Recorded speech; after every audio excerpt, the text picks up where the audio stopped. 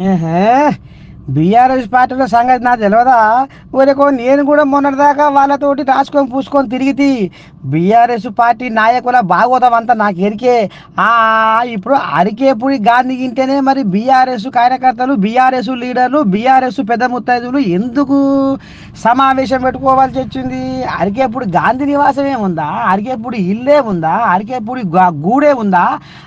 ఇంకా ఏడ చోటు లేదా? జిల్లా ఆఫీసు లేదా? హెడ్ ఆఫీసు లేదా? ఎందుకని గాంధీ ఇంట్లో పెట్టి కథ నడిపించారు? లోపడంగా ఏం డ్రామా నడుస్తుందో, ఏం ఇప్పలకం చేస్తుర్రో, ఇంకా ముంగడికి ఏ రకంగా ఈ బండారాన్ని తీసుకుపోతుర్రో, ఈ మరుగు మరుగు ముచ్చట్లేదో మాకు తెలివయా? అన్నిరికే అని అనుకొస్తుండ్రులా దానం నాగేందరు చూస్తుర్రా. ఆఖరికి వస్తున్న కల్లా ఎక్కడ తిరుగుతుంది రాజకీయము, ఎటు ఒరుగుతుంది రాజకీయం అనేది కూడా ఎక్కడ అంతు పట్టకుండా ఉండులా ఈ రాజకీయం చల్లకుండా. అబ్బో, రాజకీయం అంటే రాజకీయం పోని, రాజకీయం చల్లకుండా మొత్తం అస్సలు చిల్లర రాజకీయం అని మొత్తం మునుము పెట్టి గుణకపురాణం పెట్టి జనాలు ఒకటే ఈదర బాధర అరుచుకుంటుంటే ఇక మరి నాయకులు మాత్రం ఒకరి మీద ఒకరు దుమ్మెత్తి పోసుకుంటా నీ తప్ప అంటే నీ తప్పని గిట్లా ఒకరి మీద ఒకరు నిందలు మోపుకుంటుర్రులా. చూడాలి మరి ఇంకా రేపు ఈ పంచాది పాడైపోను మరి ఏడికి మోపవుతుందో, ఏడికి దారి తీస్తుందో, ఏం కథో ఇక చూద్దాం.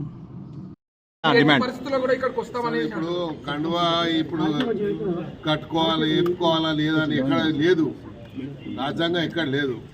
ఇదే డ్రెస్ వేయాలి, ఇదే కండువా వేసుకోవాలి. బీఆర్ఎస్ పార్టీ కాబట్టి పిఎస్సి చైర్మన్ ఇచ్చారనేది చెప్తున్నారు. పిఎస్సి చైర్మన్ ఇచ్చారు, పిఎస్సి చైర్మన్ ఎలా ఇచ్చారు అంటున్నారు. మీకు క్వశ్చన్ చేస్తా ఉన్నా, మీరు ఎక్కడ నిన్న మీడియాలో చెప్తే రాలేదు. అప్పుడు అక్బరుద్దీన్ ఓవైసీ గారికి ఇచ్చారు. కాంగ్రెస్ పార్టీ ఆపోజిషన్గా వాళ్ళకు ఉన్నటువంటి స్ట్రెంత్ ఉంటే అది ఇవ్వకుండా అక్బరుద్దీన్ ఓవైసీ గారికి ఇచ్చారు. మీరు ఎందుకు ఇచ్చారు? అప్పుడు మీరు చేసిందేమో న్యాయము, వేరే వాళ్ళు చేసి అన్యాయమా?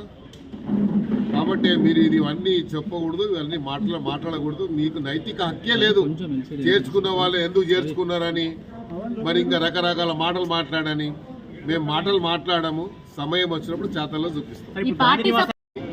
ఆయన బ్రేక్ఫాస్ట్ పిలిచాడు, నేను బ్రేక్ఫాస్ట్కి వచ్చాను, బ్రేక్ఫాస్ట్ చేసి పోతాను. మరి వేరే ఎవరన్నా వచ్చి మేము వస్తామంటున్నారు, వచ్చినప్పుడు ఎట్లా చెప్పాలో చెప్తాను.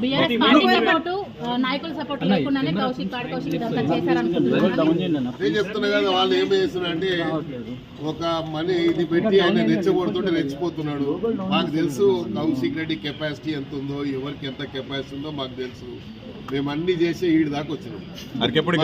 మళ్ళీ నేర్పియొద్దు మాకు, నేర్పియొద్దని దయచేసి సహచర ఎమ్మెల్యేగా ఉన్నారు కౌశిక్ రెడ్డి, అప్పట్లో సహచర ఎమ్మెల్యేగా ఉన్నారు. వాళ్ళ పార్టీ ఆఫీస్ లో చేస్తారా, సమావేశం ఈడ చేస్తారా? మేడ్చల్ జిల్లా అవగాహన ఉండి మాట్లాడుతారా? అవగాహన లేకుండా జిల్లా పార్టీ ఆఫీస్ లో అవి చేయండి, లేకుంటే ఏడు ఆఫీస్ లో చేయండి. విస్తృత సమావేశం అంటే మొత్తం అందరు రావాలి కదా. అందరు రావడానికి గాంధీ ఇల్లు దొరికినది. ఇన్ని రోజులు నుంచి ఎందుకు చేయలేదు? హరీష్ రావు ఇల్లు లేదా? మరి ఇంకో ఇల్లు లేదా? చెప్పండి. ఇప్పుడు మీరు సహచర ఎమ్మెల్యేగా గతంలో కూడా కౌశిక్ రెడ్డి గవర్నర్ మహిళ పైన ఆరోపణ చేశారు, అట్లనే ఇప్పుడు కూడా చేశారు.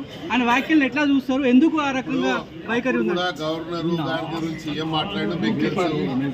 ఆయన ఇచ్చిందని మర్చి పెట్టుకోని అది మాట్లాడారు.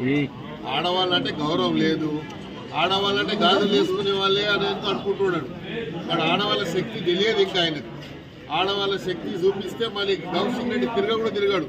మా దగ్గర ఎట్లా ఉంటే ఆడవాళ్ళు ఉన్నారంటే ఒక్కసారి వదిలితే చాలు, ఇక ఏముండవు పై మీద.